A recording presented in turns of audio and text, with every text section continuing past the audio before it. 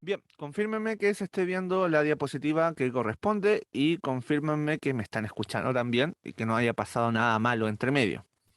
¿Todo bien? ¿Todo confirmado? ¿Estamos todos de acuerdo? Ok, entonces comencemos con la clase de matemáticas. Empecemos con esto porque hay harto que ver. Bien, así que aprovechemos este poco tiempo que nos queda. Dice, se ubican los números 4, 6 y 8. Este es un ejercicio de la tarea anterior. Si se ubican los números 4, 6 y 8 en el cuadrado de la figura 2, de modo que las sumas de cada fila, cada columna y cada diagonal sean 18. Esto de acá, fíjense, aquí hay un simbolito. ¿Qué significa este simbolito? Este simbolito siempre coloca al menor en un lado y al mayor en el otro. Bien, pero no es porque uno esté a la izquierda y el otro a la derecha, es por la posición de esto, de este como Pac-Man que hay acá. La boca abierta del Pac-Man siempre apunta hacia el mayor. Si nosotros colocamos entonces esto al revés, aquí estará el mayor y al otro lado estará el menor. Eso es lo que nos dice esta información. Por lo tanto, acá, en esto que está acá, ¿cuál es el mayor? ¿I o Z? ¿Qué dirían ustedes? ¿Cuál de estos números, cuál de estas letras sería el mayor según esta información que le acabo de colocar acá? ¿Cuál está el Z, cierto? Z, porque siempre el mayor va donde está como el Pac-Man abierto. Entonces siempre en esta posición estarían los mayores. Y aquí, en este caso, es el Z. Por lo tanto, me está diciendo que la letra Z es más grande que la letra I. Pero, profe, son letras. ¿Cómo sabemos que es más grande o más chico? Bueno, porque son números que no conocemos. La pregunta aquí es, ¿cuánto valen esos números? Entonces, primero tengo que conocer cuánto vale I, cuánto vale X y cuánto vale Z.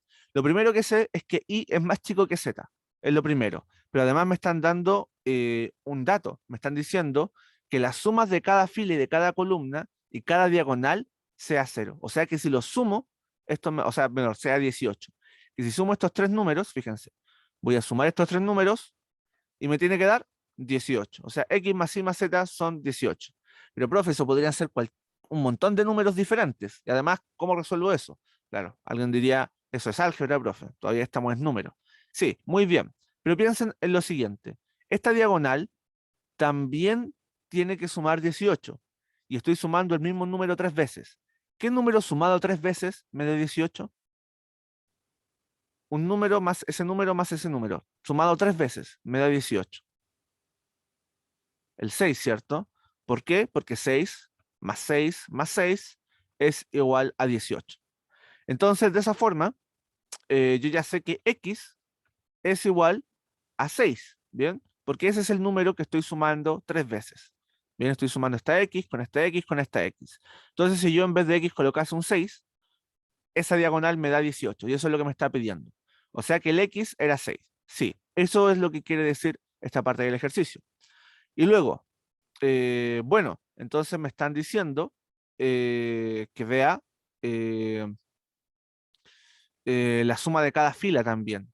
O sea que esto que está acá, esta suma, también tiene que darme 18. Pero fijémonos, estoy sumando 6 más I más Z, ¿cierto? A ver, déjenme ver algo. En todas es I más... Ya, ok, aquí también me va a quedar lo mismo, aquí también me va a quedar lo mismo, y aquí también me va a quedar lo mismo. Pero hay una cosa que se me había olvidado decirlo. Si se ubican los números 4, 6 y 8, son esos números. No tenemos muchas más posibilidades. Este 6 es el X. Eso es lo que me está diciendo. Por lo tanto, nos quedan solamente otros dos números que hay que buscar, el I y el Z. Entonces, uno de estos es el I y el otro es el Z, ¿cierto? ¿Cuál sería el I y cuál sería el Z y por qué? El I va a ser el 4. ¿Por qué? Y el Z va a ser el 8. Pero, profe, dígame por qué. Por esto. Porque el I es menor que Z. Entonces aquí fíjense que el 4 es menor que 8. Por eso los ubico. ¿Y cómo sabía que era 4, 6 y 8? Porque el ejercicio me dice, si se ubican los números 4, 6 y 8, ¿bien? No, no es que lo haya averiguado mágicamente. El ejercicio me lo está diciendo. Que estos números yo los estoy ubicando en este cuadradito y yo al sumarlos me va a dar 18, tanto las filas como las columnas. ¿En serio, profe, pasa eso? Sí. A ver, ordenémoslo, a ver si es que pasa. Y eso sucede de la forma que estamos viendo. El primero es X, colocamos aquí un 6, el segundo es Y, colocamos aquí un 4 y el siguiente es Z, colocamos aquí un 8. 6 más 4 más 8, ¿cuánto nos da? 18. Y en esta diagonal habían puros 6, que eran los X. 6 más 6 más 6, 18. Entonces aquí va un 4. 8 más 4 más 6 ya lo hicimos, 18. Y aquí va un 8. Sí, 4 más 6 más 8 de nuevo es 18. Y así lo rellenan y se dan cuenta de que en todas las filas y columnas la suma da 18. ¿Bien? Y los números yo no los saqué al azar, sino que me lo estaba dando el ejercicio. Yo pude determinar, el único que tenía que determinar en este ejercicio, como para que hagamos un resumen de esto, es la diagonal. Esta diagonal era sumar el mismo número 3 veces. Por eso supimos que el x era 6. Luego de eso, que el y fuese 4 y que el 8 fuese, o sea, perdón, que el z fuese 8. Este son 4, por si acaso. Esto de acá viene dado por eso, porque me están diciendo que el y es más chico que el z. Me lo están colocando como condición. Entonces, obviamente, el 4 es más chico que el 8, entonces el 4 tiene que ser el i y el 8 tiene que ser el z. Bien, entonces lo único que teníamos que entender era que este número, un número sumado 3 veces me da 18. ¿Cuál número es? El 6. Eso es este ejercicio que está acá como parte de la tarea. Es un poco de deducción matemática. Vamos al siguiente. Bueno, aquí hay un número que tiene que ver con los antecesores. Veamos, leamos un poco esta pregunta. Esto es un poquito más difícil. Si pides un número entero, ¿cuáles eran los números enteros? Los números enteros son los que vienen desde el menos infinito. Así van avanzando de uno en uno, pasan por el -3, -2, -1, 0, 1, 2, 3, etcétera, etcétera, hasta el infinito. Y me dicen que P es un número de estos, o sea que no tiene decimales, ¿ya? La pregunta es, ¿cuál de las siguientes afirmaciones es o son verdaderas? Veamos. P al cuadrado menos 1 es el entero antecesor del cuadrado de P. Entonces, esto tiene que ver en el cómo están escritos, ¿ya? Es el entero antecesor del cuadrado de P. El segundo dice, es el entero antecesor de P. El tercero dice, es el cuadrado del entero sucesor de P. Y aquí yo les voy a dar un consejo. Estas son formas escritas o dichas con palabras de escribir una ecuación matemática. Siempre van de lo general a lo particular.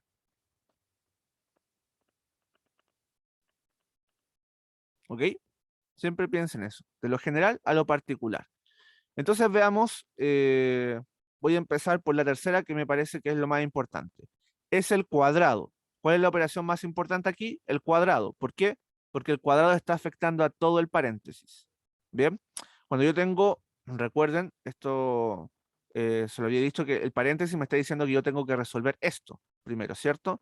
Si yo tengo que resolver esto primero, entonces ese resultado, todo ese resultado está siendo afectado por esto que está acá. Y esto que está acá significaba que estaba multiplicando este número por sí mismo 2 veces. Entonces, al final va a estar afectando a todo esto, porque tengo que resolverlo primero. Y todo eso va a ser elevado al cuadrado. Eso quiere decir que el paréntesis sea primero. Entonces, sí, el cuadrado es lo más general, porque afecta a todo. Es el cuadrado del entero sucesor. Un número sucesor es el número que viene, ¿cierto? Por ejemplo, el sucesor de 3 es 4, el número siguiente. El sucesor de 4 es 5. El sucesor de 5 es 6. El sucesor de 6 es 7. Y así. Los sucesores entonces van de uno en uno. Es sumarle 1 al número anterior. 3 más 1, 4. De esa forma llego al sucesor de 3. Entonces, efectivamente, es el cuadrado del entero sucesor de P. ¿Por qué? Porque aquí me están diciendo lo particular. Entero sucesor de P. Entonces, justamente, esto de acá es el sucesor, lo que está dentro del paréntesis. Entonces, la 3 estaría correcta. Bien. La 2, en cambio, dice que es el entero antecesor de P. Es cierto que adentro está el antecesor de P. ¿Por qué? ¿Cuál es el antecesor de 5? Es 4, ¿cierto? Es el número que viene antes, en la recta numérica. El antecesor de 4 es 3. Le estoy restando 1. Ok, entonces está bien. Aquí dentro de este paréntesis me está tomando el número y le está restando 1. Está buscando el antecesor. Pero hay un problema. ¿Cuál es el problema? Ese signo negativo. Cuando teníamos el signo negativo, ¿qué era eso? El inverso. Bien, o, claro, tendría que decir, es el inverso del entero antecesor de P. Si dijese eso antes, porque el negativo es lo más general, ¿Por qué? Porque está afectando a todo el paréntesis. Entonces, eso es lo más general. Primero tendría que decirme, es el inverso del entero antecesor de P. Justamente, muy bien, Karim. Entonces, esa es la diferencia. Por eso, este de acá está mal escrito. Le faltó decir eso, que es el inverso, o el opuesto, que es lo mismo, ¿ya? Porque tendría que decir inverso aditivo. ¿Bien? Porque cuando uno dice inverso solo, se refiere al inverso multiplicativo normalmente. Pero está bien. ¿Es el inverso aditivo o es lo opuesto? Entonces, por eso la 2 está mal. Bien, entonces, ¿hay alguien que no esté de acuerdo conmigo?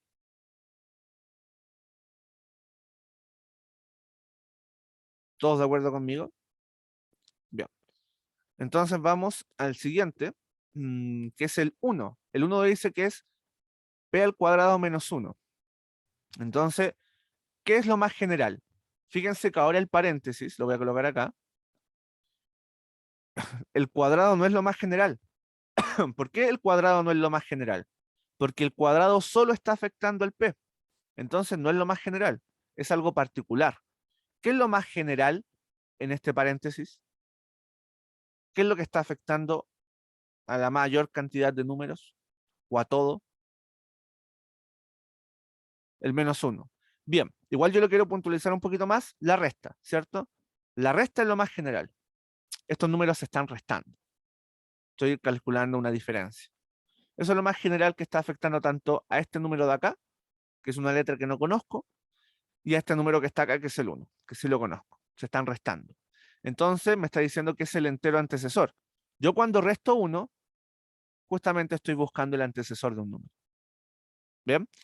Entonces, sí, lo más general es que tenemos al entero antecesor. Bien, pero lo importante ahora es de qué. ¿De qué número es el entero antecesor? Es el entero antecesor de esto. Por ejemplo, si tuviésemos 5 menos 1, nos da 4. Esto de acá es el entero antecesor, el 4. ¿Pero de qué número? Del 5, ¿cierto? Si tuviésemos 4 menos 1, nos da 3. El 3 es el antecesor, pero ¿el antecesor de qué número? Del 4. Entonces aquí el resultado es el antecesor. ¿Pero de qué número? De p al cuadrado. Entonces, ¿me está diciendo eso? Es el entero antecesor de p de el cuadrado de p. Bueno, no me dijo de p al cuadrado, pero me dijo del cuadrado de p, que es lo mismo. Solamente que lo dice de forma más bonita que yo, ¿cierto? Del cuadrado de p. Tomar p y elevarlo al cuadrado. Por lo tanto, esta de acá sí sería correcta. La respuesta sería 1 y 3. La D sería la respuesta correcta de este ejercicio. ¿Dudas, consultas sobre este ejercicio? Un ejercicio que tiene mucho que ver sobre el lenguaje en las matemáticas. Bueno, cualquier cosa me pueden interrumpir. Interrúmpame con confianza cuando tengan alguna duda, ¿ya? Con confianza. Bien, entonces voy a hacer uno más y pasamos a la materia. Bien, esto de la tarea. La mayoría es para que vean el tipo de razonamiento, más que nada. ¿Cuál de las siguientes pares de dígitos deben ponerse los rectángulos vacíos, acá, en estas partes de acá, para que el número de 5 cifras sea divisible por 6? ¿Qué es lo que tenía que pasar para que un número sea divisible por 6? Eso es una de las cosas que habíamos visto un poco en la nivelación, pero también lo vimos en la clase anterior de M1, ¿cierto? Igual lo vimos un poquito a la rápida. Pero para que sea divisible por 6, tiene que ser divisible por 3 y tiene que ser divisible por 2. Para que sea divisible por 2, tiene que terminar en par. Debe terminar en par. ¿Y cuáles eran los números pares? El 0, el 2, el 4, el 6, el 8 y así. Bien, si termina en 0, 2, 4, 6 u 8, es divisible por 2. Pero ojo, este ya termina en 2, así que ya es divisible por 2. Esto de acá no me importa casi nada. Lo único que me va a importar es la regla del 3. ¿Alguien recuerda cuál es la regla del 3?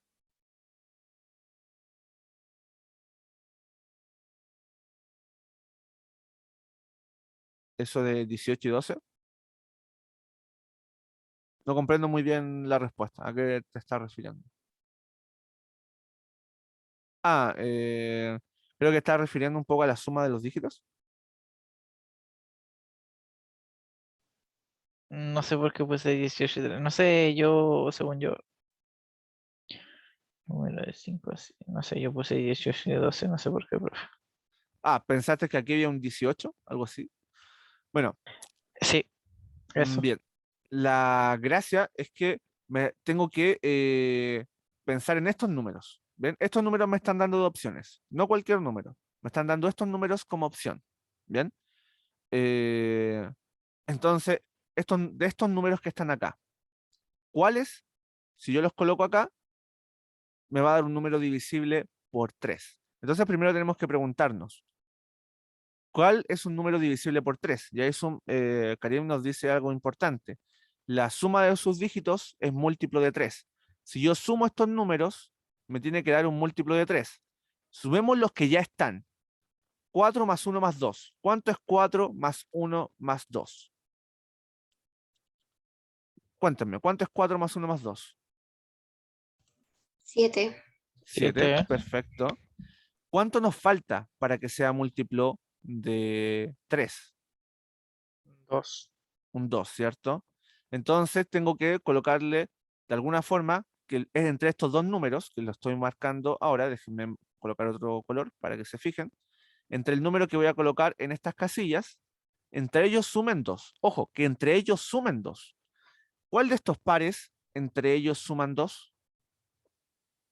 Eh, nada, no, C. C, ¿cierto? C. 1 más 1 nos da 2. Entonces aquí los reemplazamos. Perfecto, genial, es eso.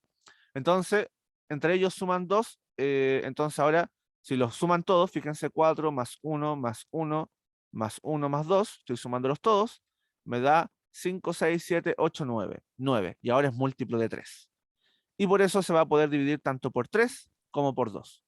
Entonces la respuesta correcta sería la C, como bien ahí nos habían dicho. Muy bien, perfecto. Denme un pequeño momento. Ahí está. Estaba tratando de ingresar a alguien. Perfecto. Entonces, la respuesta correcta es la C. Muy bien. Muy bien ahí que vayan fijándose en eso. Ok. Mm, voy a dejarlo hasta ahí. Después iré viendo con el pasar de las clases más ejercicios. Eh, bien. Entonces, solamente para ir recordando, vayamos viendo la clase anterior. Justamente estábamos viendo las reglas de la divisibilidad, ¿cierto? Entonces, una de esas reglas, de las reglas de la divisibilidad, era los números que terminan en cifra par. Estos son los que terminan en 0, 2, 4, 6 y 8. Estos son los números pares, ¿bien? Recuerden que los números pares son los números que se pueden escribir como 2 por n, ¿cierto? Y este n tenía una cualidad, era cualquier entero, cualquier entero. Los enteros eran esta letrita, la z. ¿Bien? Para que lo tengan en cuenta. Ahora, para la PAES, piensen en los números naturales nomás. Los naturales parten desde el 1. 1, 2, 3, 4, 5. Es para no hacerse un lío con el mínimo como un múltiplo más que nada, ¿ya? Hasta el infinito. Es más que nada para eso. Pero los múltiplos sí pueden ser negativos, ¿ya? Y también puede ser cero. De hecho, el cero es múltiplo de todos los números.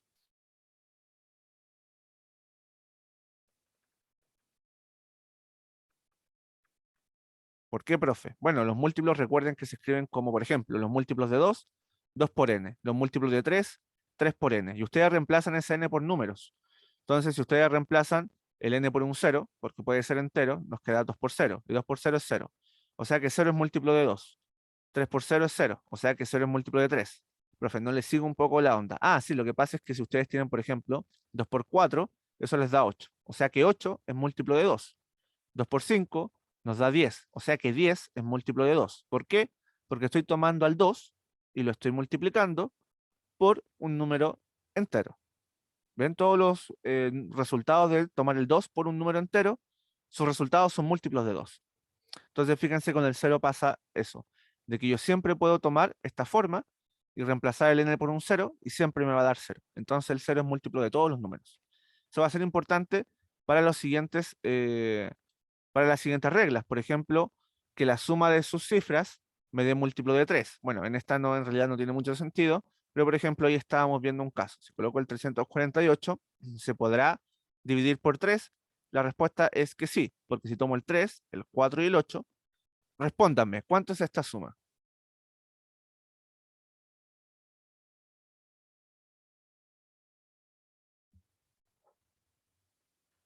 3 más 4 más 8. Súmenlos. 15. 15, muy bien. Esto de acá es 15. Por lo tanto, se puede dividir por 3. ¿Por qué? Porque 15 es múltiplo de 3. ¿Por qué es múltiplo de 3? Porque se puede escribir como 3 por n. ¿Cuál sería el n en ese caso? ¿3 por cuánto me da 15?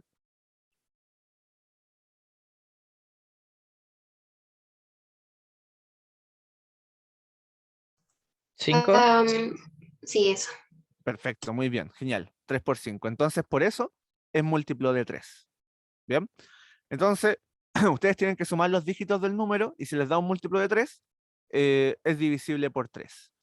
Luego tenemos las dos últimas cifras de un número, múltiplo de 4 o bien si son ceros. Fíjense siempre en las dos últimas cifras. Por ejemplo, si tengo el 125, yo me tendría que fijar en estas últimas dos cifras, en el 2 y en el 5. Pero esas cifras, ¿las puedo dividir por 4? No, el 25 no lo puedo dividir por 4. No me va a dar exacto, me va a dar con decimales. Por lo tanto, este número no me sirve. Pero si, por ejemplo, fuese el 124, ese sí me sirve, porque el 24 es múltiplo de 4. ¿Por qué? Porque 4 por algo me da 24. ¿Por cuánto tengo que multiplicar el 4 para que me dé 24? Por 6. Perfecto. 6. Genial, genial. 4 por 6 nos da 24. Muy bien. La regla del 5 me dice que los números tienen que terminar en 0 o en 5. Nada más que eso. Por ejemplo, el 125 se puede dividir por 5, el 105 se puede dividir por 5, el 30 se puede dividir por 5, porque aquí termina en 0, aquí termina en 5, aquí termina en 5. Mientras termine en 0 o en 5, se puede utilizar, se puede hacer esa división. Ahora, la regla del 6 es que se cumple la regla del 2 y la regla del 3. Si estas dos se juntan, se puede hacer la regla del 6. Por ejemplo, un número que lo cumple es este mismo, el 348. Porque el 348, si ustedes se fijan, 348 termina en un número par, el 8. Y además nosotros ya comprobamos de que sigue la regla del 3. Así que como cumple ambas reglas, es divisible por 6. Ustedes lo pueden comprobar dividiéndolo por 6 y les va a dar exacto, sin decimales. Bien, hasta aquí, ¿alguna duda? ¿Alguna consulta?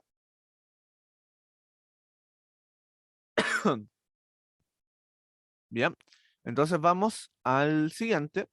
Tenemos el 7, la diferencia entre el doble de la última cifra y el número que conforma las cifras restantes del múltiplo. Entonces aquí tienen que fijarse en lo siguiente. Por ejemplo, si tengo el 224, la gracia era separar la unidad, el primer número, y separar todo el resto. Este número se tiene que multiplicar por 2. Entonces nos queda un 8. Y el resto lo separamos. Esta resta de acá nos va a dar 14. 22 menos 8. El 14 es múltiplo de 7.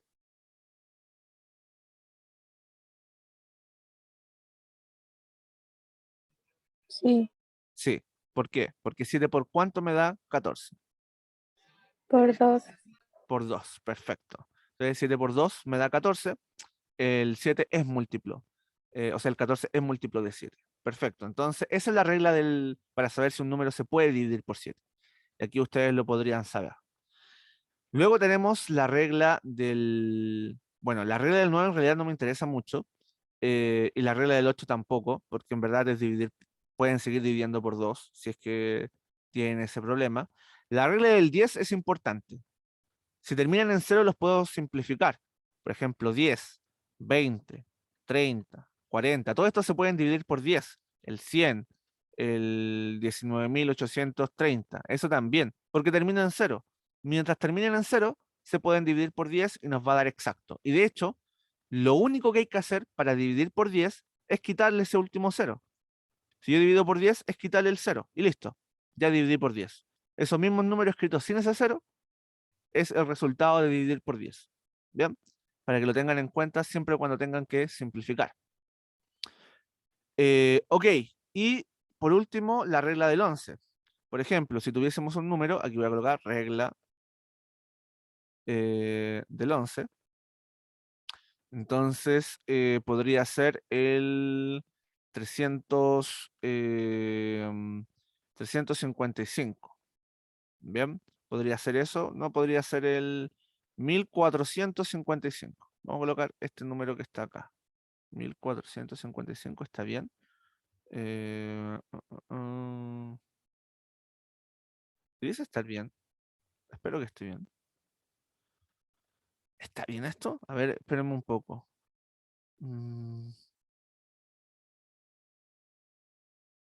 Sí, debiese estar bien. Qué extraño. No supondría de que este número en realidad es divisible por...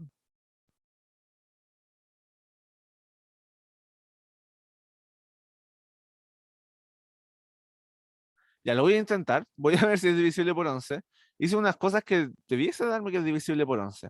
Pero bueno, la cosa es que ustedes tienen que tomar los números que están en posiciones impares. ¿Bien? O los que están en posiciones pares. Y los suman. 1 más 5. No, es que no da. ¿Por qué no me da? El 333. Claro, el 333 no es divisible por 11. Partir de un número mal. Coloquemos el 300. Ya, a ver, déjeme pensarlo mejor. Para que me dé un ejemplo bonito.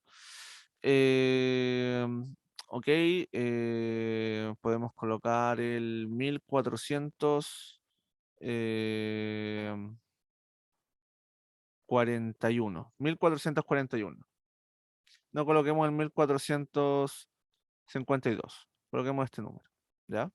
1452. Ahí sí. Bien, entonces veamos si este número es divisible por 11 o no. Tomamos los números y nos vamos saltando uno en uno. ¿Ya? Aquí también tomamos los números saltándonos de uno en uno. Entonces, ¿qué es lo que vamos a hacer con estos números? Todos los que coloqué en morado los voy a sumar, los que me estoy saltando.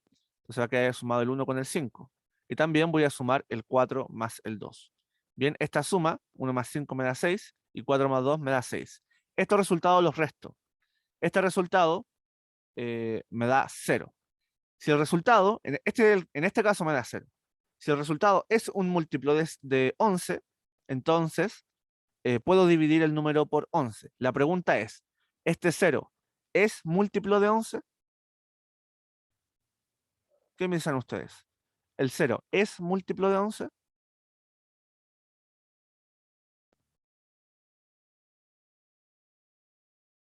Sí, ¿cierto? Porque los múltiplos de 11 se escriben como 11 por n. Y nosotros podríamos reemplazar ese n por un 0, porque es un entero. El 0 es un número entero. Y 11 por 0 nos da 0. Recuerden que incluso yo les dije, el 0 es múltiplo de todos los números. Entonces, que nos dé 0 nos sirve.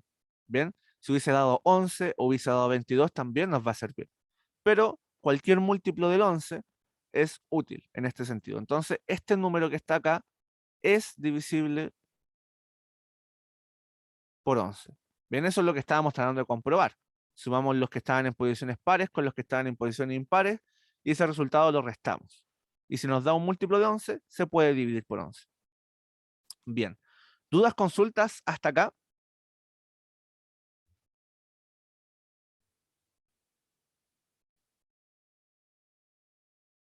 Bien. Recuerden, siempre me pueden detener.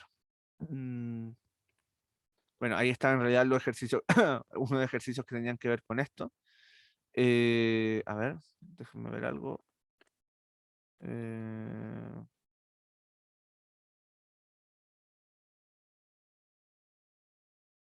Bien. Eso lo vamos a saltar un poco. Veamos esto que está acá. Bueno, este en verdad lo resolvimos, la verdad. Este lo resolvimos. No, este no lo resolvimos, perdón. Vamos a hacer este ejercicio para que tengamos un ejemplo. Sea n un número entero y tenemos esta expresión, la expresión 3 por 1 más n. ¿Representa un múltiplo de 6? Sí. Primero, n es un número impar. O segundo, n más 1 es un número par. Esta es una pregunta de suficiencia de datos. Recuerden, la regla de los pares. Esa se lo he dicho varias veces, ¿cierto? Par más par nos da par. Par más impar nos da impar. Impar más impar nos da un número par. Y en la multiplicación, par por par nos da par. Par por impar nos da impar, perdón, nos da par también, y impar por impar nos da impar. Ejemplos, los voy a colocar al lado. Por ejemplo, 2 más 4 nos da 6. 6 es par. Y 2 y 4 también. Un número par, 2, más un impar, que podría ser 1, nos da 3. 3 es impar. Se cumple. Bien, se van cumpliendo. Impar más impar. 7 más 3. 7 más 3 nos da 10. 10 es par. En la multiplicación, 2 por 4 nos da 8. Par por par, el resultado es par. Par por impar, 2 por 3 nos da 6. El resultado dio par, entonces también se cumple. E impar por impar, 7 por 3, ambos son impares, nos da 21. El 21 es impar. Entonces fíjense, se cumplen estas reglas. Entonces ocupemos esas reglas para ver esto. N es un número entero. Esto de acá es un entero, no tiene decimales. Entonces puede ser par o impar.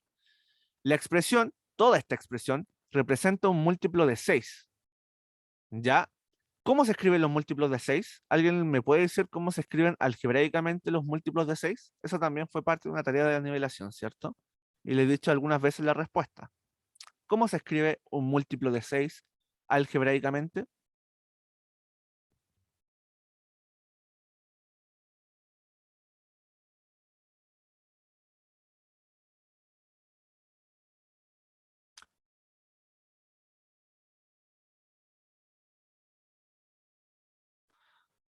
Sí, sí, está bien, Karim, pero el problema es que como que te está saltando algo. Pero bien, sea lo que vas. Muy bien.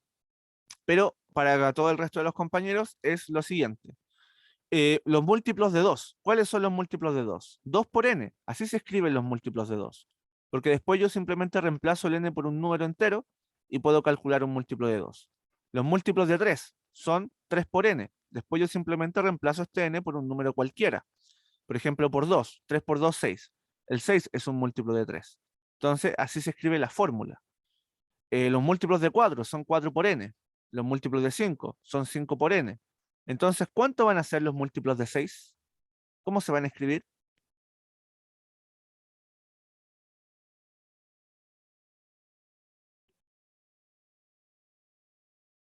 6 por n. Perfecto. 6 por n. Entonces, fíjense un poco. Si yo tengo 6 por n, me está diciendo que esto es un múltiplo de 6. Y un múltiplo de 6 es un 6 por n. ¿El 6 es un número par o un número impar?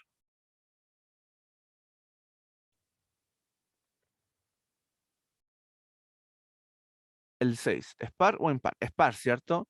Este de aquí es par. Y este de acá no sabemos. Este podría ser impar o podría ser par, porque no sabemos cuánto es. Entonces, fíjense algo. Si yo me fijo en las multiplicaciones, porque esto es una multiplicación, entonces yo me voy a fijar en esta parte de las multiplicaciones. ¿En cuál caso nos da como resultado en la multiplicación un número par? O sea, la pregunta es, ¿hay alguna forma en que yo tenga un número par, haga una multiplicación y no me dé par? ¿Hay alguna forma?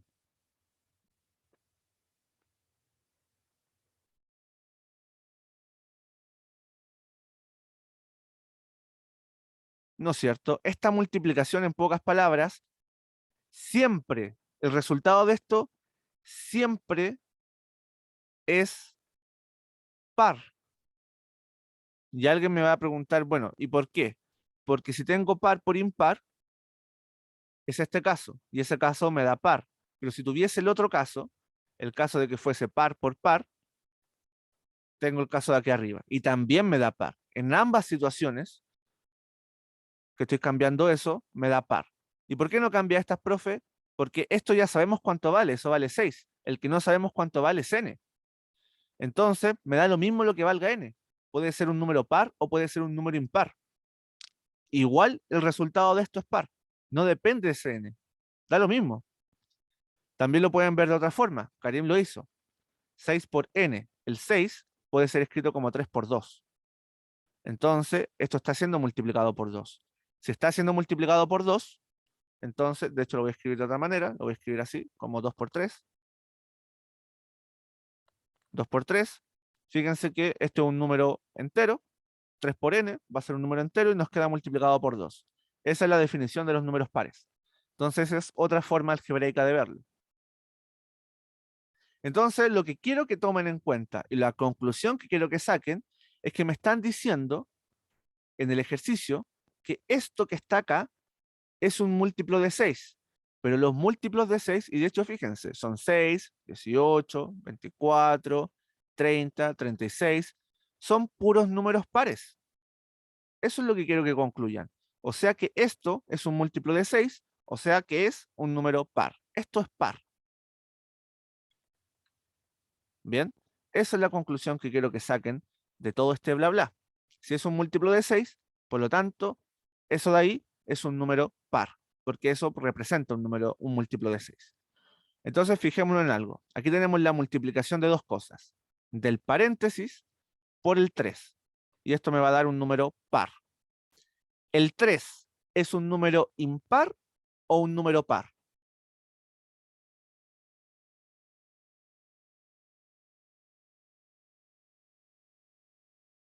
Impar. Impar, ¿cierto? El 3 es impar. Entonces, ¿qué necesito que sea el paréntesis para que el resultado me dé par? ¿Qué debiese ser? ¿Tendría que ser impar o tendría que ser par? Esto de acá. Fíjense en esto. Tendría que ser par, ¿cierto? Esto de acá tendría que ser par, sí o sí. Porque si fuese impar el resultado, me daría el tercero. Y el tercero me da un resultado impar. Yo quiero que me dé como resultado algo par. Entonces la única forma es que este paréntesis se transforme en un número par. ¿Bien? Ok. Entonces, ¿con cuál de estas cosas yo puedo sacar esa conclusión? Y ahí viene el ejercicio para ver las alternativas. Me dicen que n es un número impar. Si me dicen que n es un número impar, yo aquí voy a tener un número impar, ¿cierto? Más n. Pero n puede ser cualquier cosa. Y fíjense que va a depender de lo que sea n. Fíjense en estos dos casos, donde hay un impar y un impar, pero aquí le estoy sumando un número par y en el otro caso le estoy sumando un número impar. Los resultados cambian. No es lo mismo. Entonces va a depender. Por ejemplo, si el n fuese, a ver, no, perdón. Mm, Dije algo súper malo. N es un número impar. N es un número impar. Perdón, este es el impar. ¿Ya? Perdón, lo coloqué encima del 1, simplemente fue por confusión. Porque quiero que quede claro. N es un número impar. Entonces, arriba del n coloco el impar para guiarme. ¿Ya? Por alguna razón lo coloqué arriba del 1. Y eso estaba pésimo. Ok, entonces el n me está asegurando de que es impar. ¿Y el 1? ¿El 1 qué es? ¿Es par o impar? ¿Qué me pueden decir ustedes?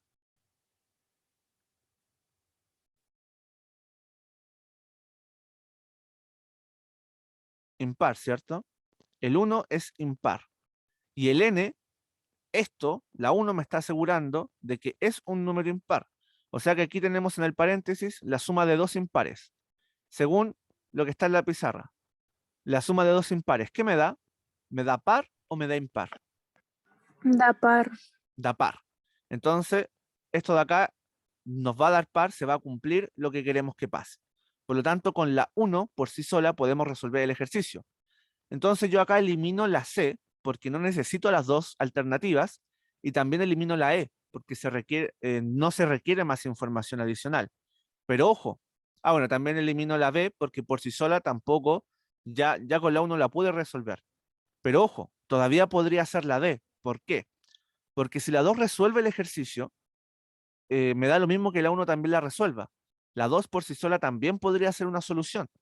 Y ojo con eso, porque en ese caso, si bien con la 1 puedo resolverlo solo, con la 2 también podría. La 2 dice lo mismo de otra forma, exactamente. De hecho, la 2 me está diciendo que n más 1, o sea, me están diciendo que todo el paréntesis, todo este paréntesis, es un número par. O sea, me están diciendo que todo esto es par. Y justamente eso queríamos, que el paréntesis fuese par. Y aquí me lo están diciendo muy directamente. Por lo tanto, esto también es correcto. Por separado yo las puedo resolver.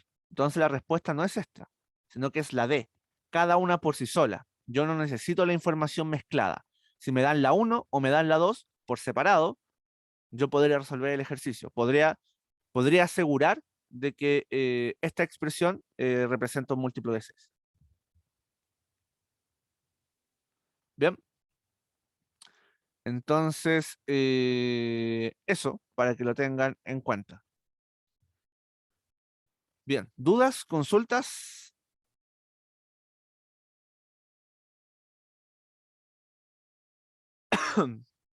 ¿Ninguna consulta sobre este ejercicio? Bien, entonces, bueno, solamente para terminar, no, yo creo que esto lo vamos a dejar ya para la próxima clase. Solamente lo voy a comentar que vamos a ver los números primos, vamos a hacer la factorización prima, vamos a ver los números compuestos y los vamos a descomponer, como ya lo hicimos en la nivelación, ¿ya? Pero aquí nos vamos a tomar un poquito menos de tiempo, vamos a ir un poquito más rápido, vamos a ir descomponiéndolos, ¿ok? Y bueno, vamos a terminar con ver el valor absoluto, pero esto lo terminaremos de ver la próxima clase, que es el día de mañana, ¿bien? No sé si tienen dudas, consultas acerca de esto, sobre algún ejercicio. Yo ahora voy a empezar a ver más ejercicios, ¿bien? Porque las clases, la gracia no es solamente que yo les hable de materia, sino que coloque ejercicios que ustedes puedan ver cómo se resuelven, cómo la materia se va aplicando. No sé si tienen dudas o consultas.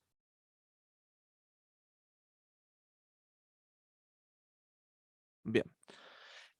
Yo sé siempre que falta aplicar. Bien, la tarea creo, la voy a subir hoy día mismo en la noche. Voy a empezar a hacer eso. En la misma noche voy a subir las tareas y voy a subir todo el material para que lo tengan disponible. Intenten hacer las tareas, equivóquense, frústrense, hagan eso. Es muy, muy importante. Necesito que hagan las tareas o voy a tener que empezar a preguntar más en clase. Bien, voy a tener que empezar a hacer eso y yo sé que a la gente no le gusta, sí. Es un poco aburrido eso de estar preguntándole directamente a alguien, pero si no me hacen las tareas, voy a tener que hacer eso para asegurarme de que estén aprendiendo. Si no, no me puedo asegurar de que lo están haciendo. Así que intenten hacer las tareas, no es necesario que la hagan todas, ¿bien? O que la hagan todas. Con que hagan 2, 3 preguntitas, yo me conformo y soy feliz, ¿bien? Y me envían sus respuestas, qué sé yo, y ahí podemos ir viendo. La gracia es que yo vea sus errores. Quiero ver eso, quiero ver sus errores.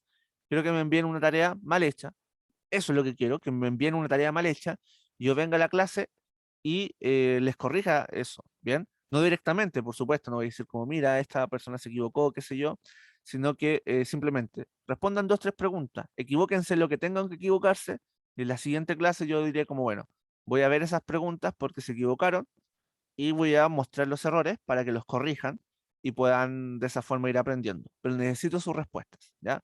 Necesito ver sus errores. Es muy importante que yo pueda observar sus errores para saber dónde está eh, el error conceptual.